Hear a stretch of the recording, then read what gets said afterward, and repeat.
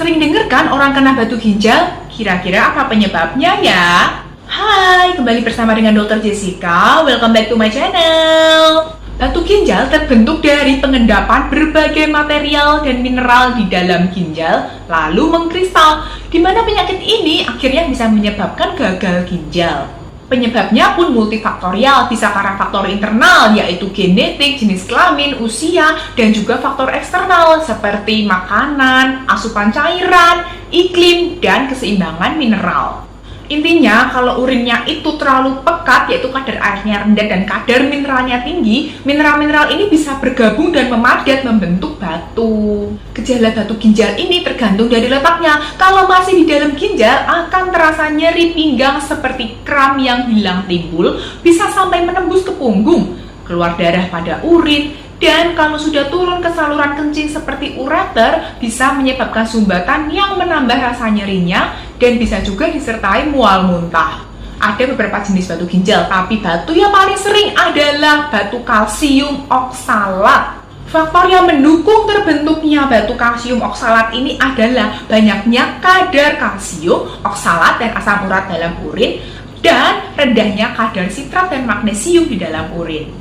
Tingginya kadar kalsium dalam urin ini bisa akibat dari dehidrasi atau kurang minum. Akibatnya kan kadar urinnya sedikit itu, kalsiumnya jadi pekat terus membatu. Makanya kita harus cukup minum air minimal 2 liter sehari. Bisa juga memang karena kadar kalsiumnya itu yang tinggi di dalam urin akibat asupan berlebih atau ada penyakit lain seperti hiperparatiroid atau penyakit ginjal yang meningkatkan keasaman urin sehingga cenderung membentuk batu. Tapi bukan berarti kita menurunkan asupan kalsium ya, karena ada studi yang menunjukkan rendahnya asupan kalsium itu juga meningkatkan resiko batu ginjal karena tingginya kadar oksalat di dalam urin. Jadi kalsium ini sebenarnya menghambat penyerapan oksalat di dalam usus. Kalau kita makan rendah kalsium, oksalatnya banyak yang terserap dan banyak juga yang dibuang melalui urin. Padahal di urin juga ada kalsium. Lalu oksalat yang banyak ini juga akan bergabung dengan kalsium membentuk batu.